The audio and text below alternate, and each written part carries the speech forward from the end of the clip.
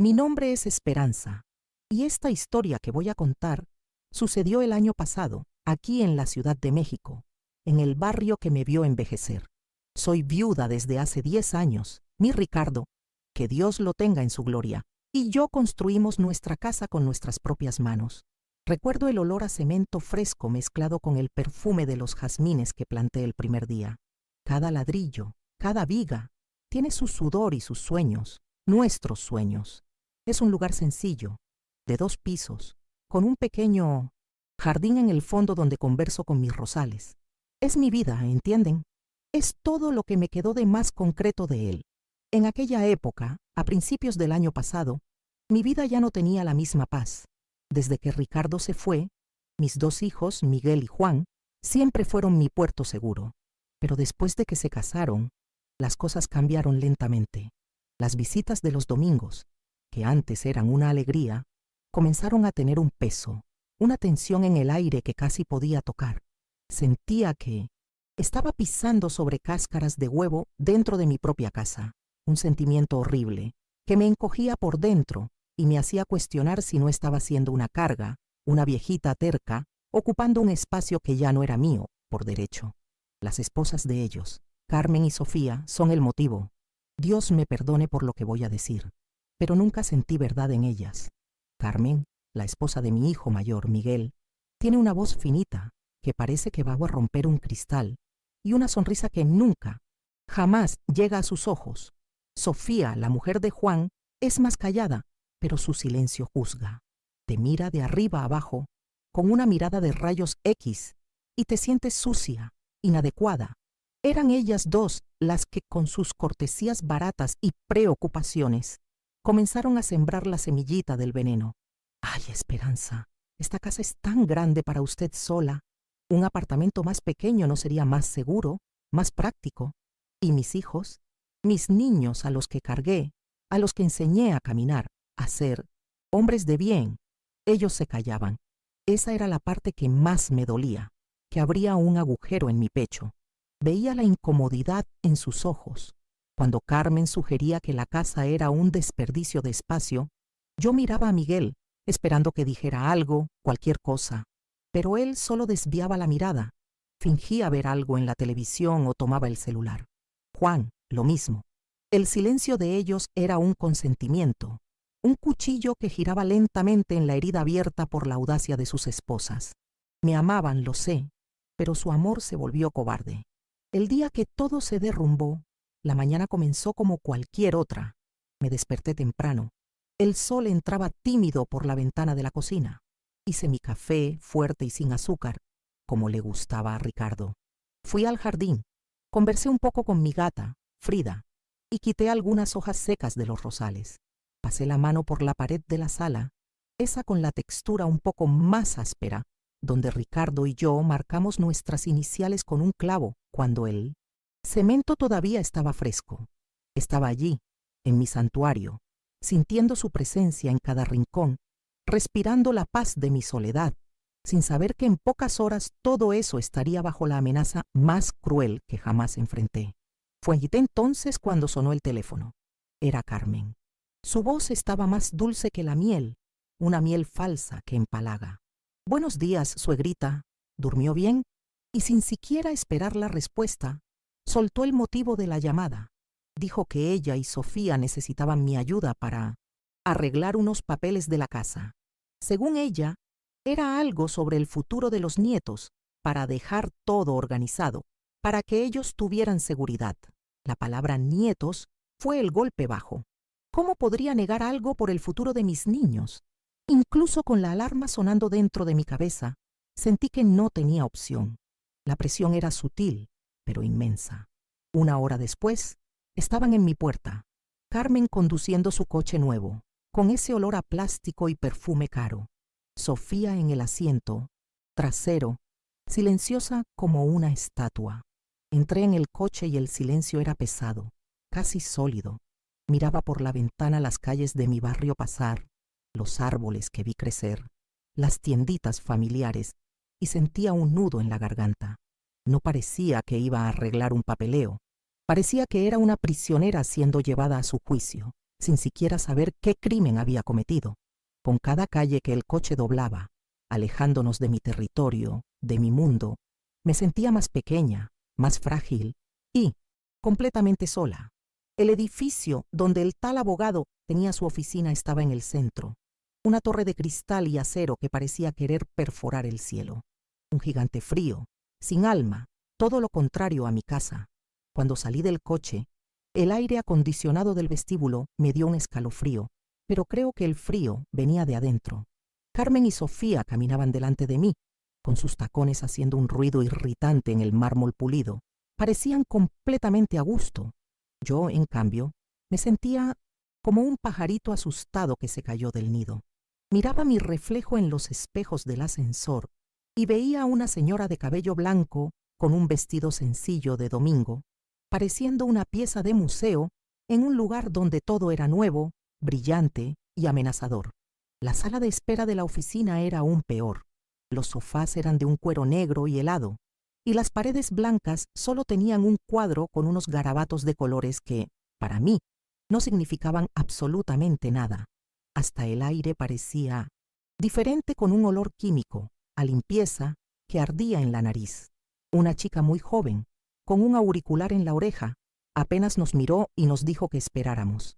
Carmen tomó una revista sobre coches de lujo. Sofía se quedó mirando el celular con esa expresión suya de superioridad. Y yo me quedé allí, con las manos juntas en el regazo, sintiendo mi corazón latir desacompasado, como si supiera que algo terrible estaba a punto de suceder. No tardó mucho, y un hombre de traje gris, bien cortado, vino a llamarnos. No debía tener más de 40 años, el pelo peinado con gel y una sonrisa que no combinaba con sus ojos, que eran fríos como 2 piedras de hielo. Estrechó la mano de Carmen y Sofía, pero la mía solo la tocó ligeramente, como si le diera asco. En su despacho, una enorme mesa de cristal nos separaba. Se sentó y empezó a hablar rápido, usando un montón de palabras que yo no entendía. Trámites, jurisprudencia, anotación. Hablaba directamente con mis nueras como si yo fuera un objeto, una silla más en aquella sala. Entonces empujó una pila de papeles en mi dirección, atravesando la mesa de cristal. El fajo era grueso, con una cubierta azul. Encima, en letras negras, decía algo como «Contrato de donación de propiedad plena». Mis manos temblaban un poco cuando extendí el brazo para acercar los papeles. Las hojas eran lisas, frías. Empecé a hojear, pero las letras eran pequeñas y el texto era un enredo de términos legales. Era griego para mí. Sentí una oleada de náuseas. Respiré hondo y, con una voz que apenas salió, pregunté mirando a mis nueras y no al abogado: «¿Qué es esto exactamente?» No entendí lo que dijo el doctor. Carmen soltó una risita, como si hubiera hecho una pregunta tonta. «Ay, suegrita, no se preocupe por esos términos difíciles. Es solo una formalidad para que organicemos la situación de la casa. ¿Recuerda que hablamos? Por el futuro de los nietos». Se inclinó un poco y con la voz más mansa y venenosa que he oído nunca, dijo la palabra: «Es una donación. Usted va a donar la casa a ellos en vida. Así, todo es más simple en el futuro. Evita el testamento, esas cosas aburridas. Es un gesto de amor, esperanza. Piensa en sus nietos». Dijo donación como quien dice: «Pásame el azúcar». La palabra resonó dentro de mi cabeza. Donación, donación. Fue como un trueno, pero sin ruido. El sonido de la voz de Carmen se desvaneció. El tic-tac de un reloj en la pared desapareció. Todo quedó en silencio y en cámara lenta. Donación. Entregar. Dar gratis. Renunciar. La casa. Mi casa. La casa de Ricardo. De repente, todas las piececitas del rompecabezas encajaron. Las sugerencias, las miradas de lástima, el silencio de mis hijos. No era preocupación. Era un plan. Un plan para sacarme de mi lugar. Para borrarme de mi propia vida. Para desecharme como un mueble viejo que ya no combina con la decoración. Un calor subió por mi cuerpo, comenzando en la planta de mis pies y explotando en mi cara. Era rabia, una rabia pura, cristalina, que no sabía que era capaz de sentir. Las miré a las dos. La sonrisa victoriosa de Carmen, el brillo de triunfo en la mirada silenciosa de Sofía. No me estaban pidiendo, me estaban quitando, me arrastraron hasta allí, me hicieron sentir pequeña e ignorante para darme el golpe final. Las ganas que tuve, mi gente, fueron de voltear esa mesa de cristal al suelo, rasgar cada una de esas hojas de papel y gritar hasta que alguien, en algún lugar, me oyera. Pero mi cuerpo no se movía. Me quedé paralizada, atrapada entre la furia y el shock absoluto de la traición. Fue una fuerza que no sé de dónde vino. Tal vez fue el espíritu de mi Ricardo susurrándome al oído. Levanté la cabeza y miré directamente a los ojos de Carmen y luego a los de Sofía. El fuego de la rabia había secado mis lágrimas incluso antes de que pudieran nacer. Mi voz salió temblorosa, pero firme, más alta de lo que esperaba. No, solo esa palabra. El silencio que siguió fue pesado, denso. El abogado tragó saliva. No voy a firmar nada, dije, empujando la pila de papeles de vuelta al centro de la mesa. No sin entender cada coma que está escrita aquí. Ustedes pueden ser lo que quieran, pero yo no soy idiota. Carmen recuperó la compostura primero, forzando otra de esas sonrisas que me daban náuseas. Suegrita, no compliqué las cosas. El doctor ya explicó. Es un procedimiento estándar, por su propio bien y el de la familia. El abogado, dándose cuenta de que su plan fácil se estaba desmoronando, se ajustó el nudo de la corbata y se inclinó hacia adelante, hablándome como si yo fuera una niña de 5 años. Mi señora, entiendo su cautela, pero es realmente un trámite simple de cesión. Le garantizo que es la mejor solución patrimonial. Me estaban tratando como a una vieja senil, una loca que estaba estorbando los planes de los adultos listos. La presión de ellos era como una pared cerrándose sobre mí, y fue ahí, en el preciso momento en que pensé que me iba a ahogar, cuando oí 3 golpes en la puerta. Un golpe suave, pero que sonó como un disparo en aquella sala tensa. La chica de la recepción asomó la cabeza, con cara de vergüenza. Doctor, con permiso. Su próximo cliente llegó, el señor Alejandro Torres. Le pedí que esperara, pero dijo que la hora era puntual. El abogado miró su reloj con una cara de irritación profunda. Aquella interrupción, aquel nombre que nunca había oído, fue como una bocanada de aire fresco entrando en una habitación sofocante. Por un segundo, la atención de todos se desvió de mí.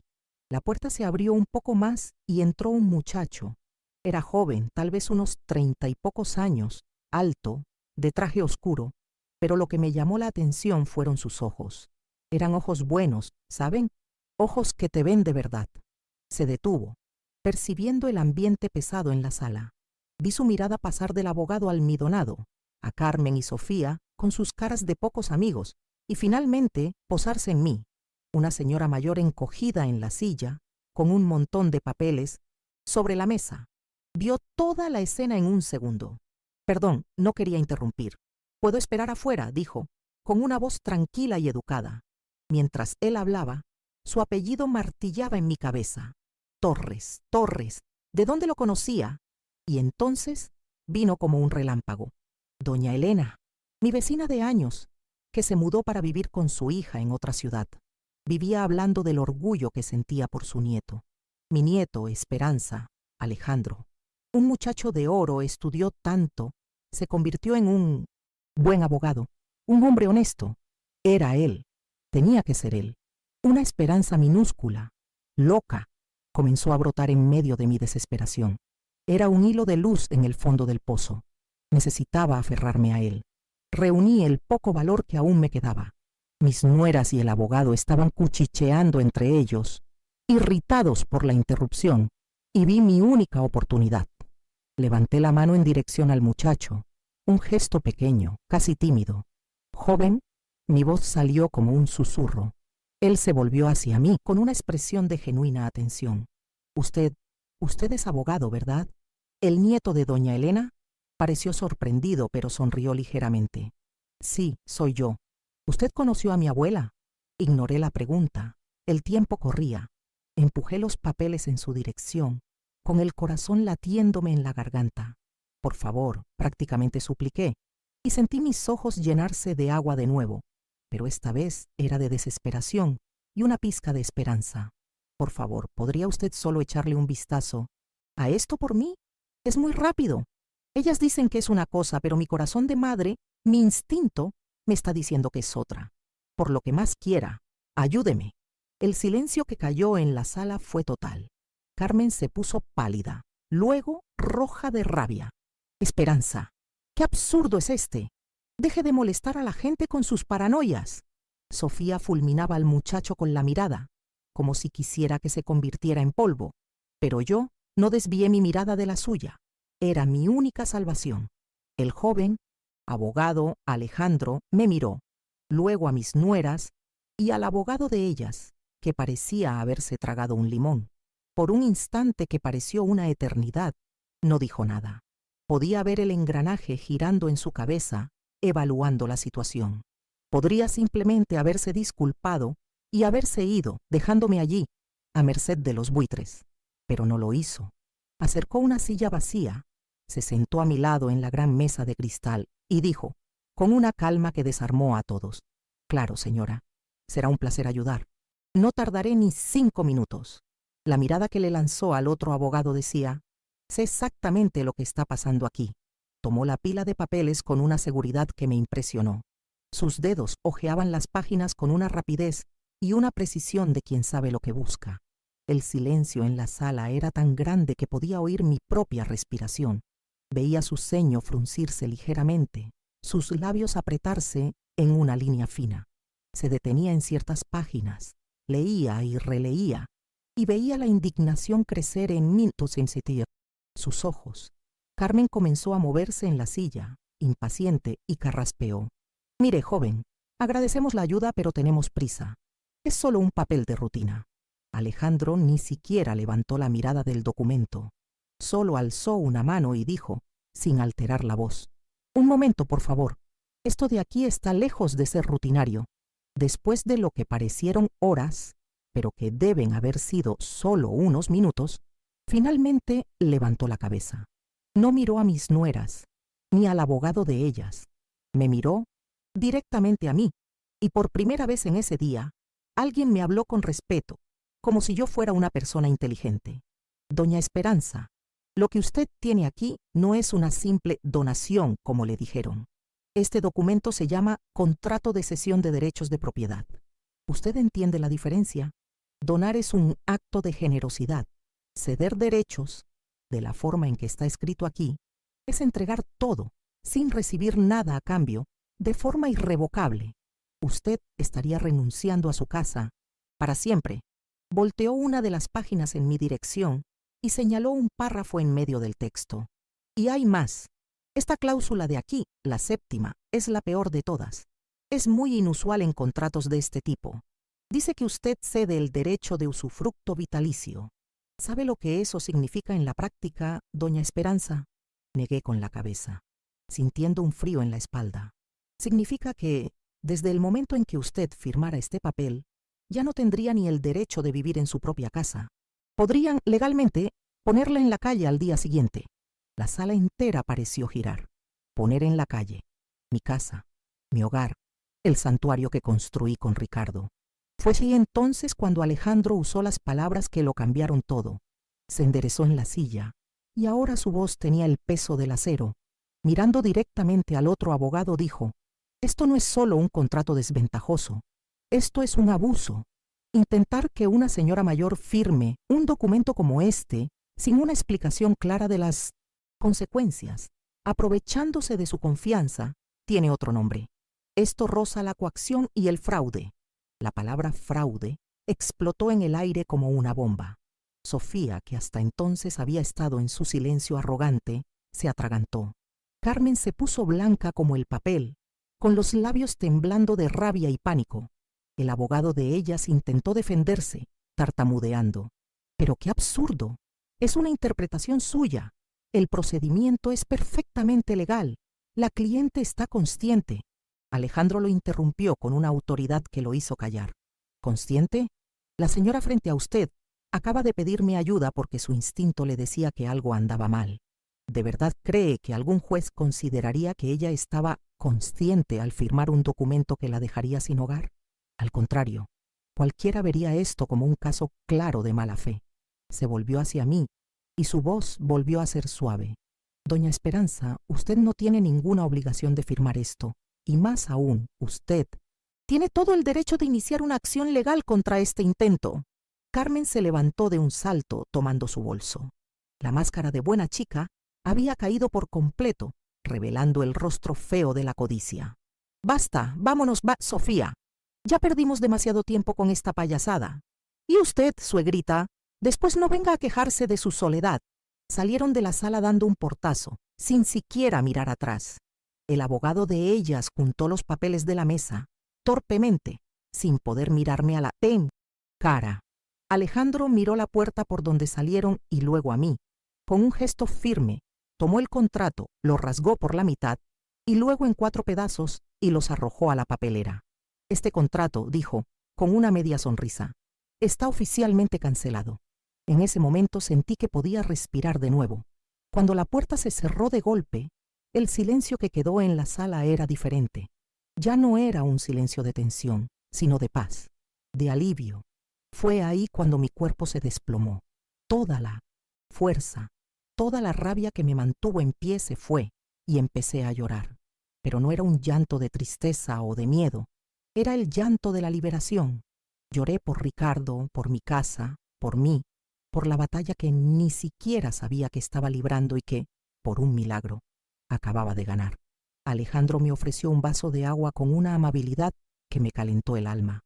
No dijo nada, solo esperó, con un respeto inmenso, a que la tormenta dentro de mí pasara.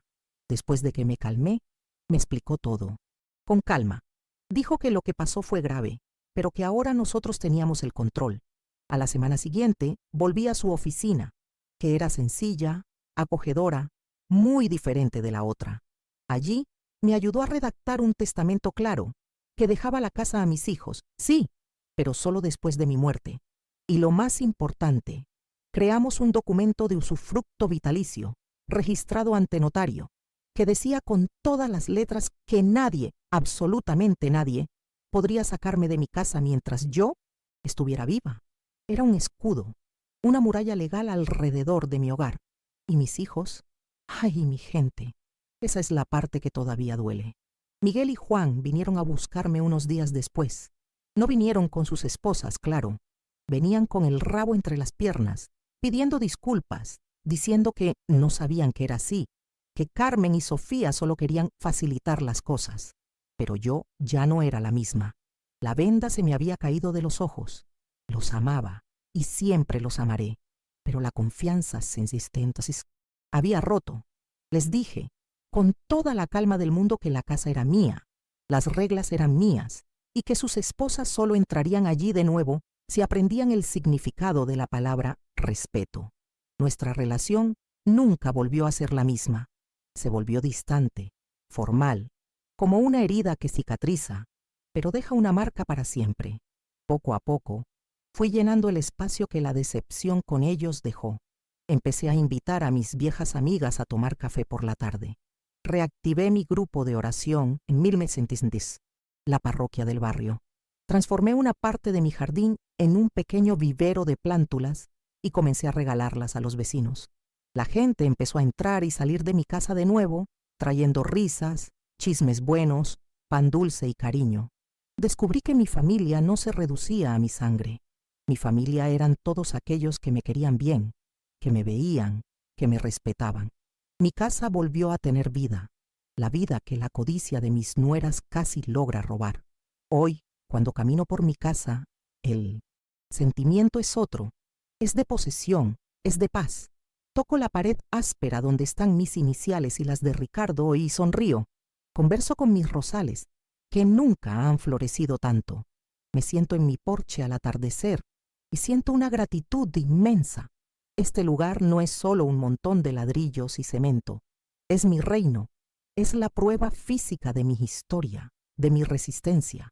Es mi santuario y yo soy su guardiana. Ninguna sonrisa falsa, ninguna palabra venenosa, nunca más tendrá el poder de profanar este suelo sagrado que mi esposo y yo construimos. A veces, muy de vez en cuando, aquella frase terrible vuelve a mi mente, como un eco de una pesadilla lejana. Sería más cómodo sin ella, pero la frase ya no me hiere. Al contrario, se ha convertido en un recordatorio de que me negué a ser cómoda, me negué a ser borrada, a convertirme en un fantasma dentro de mi propia historia. Aquella frase fue la gasolina que alimentó un fuego que ni siquiera sabía que aún existía dentro de mí. Fue la ofensa que me hizo levantarme y luchar. Ellas pensaban que estaban escribiendo mi fin, pero en realidad me dieron la fuerza para empezar un nuevo capítulo. Así que eso es todo. Esa es mi historia. La cuento no para lamentarme, sino para tal vez ayudar a alguien que se esté sintiendo pequeño, invisible, una carga.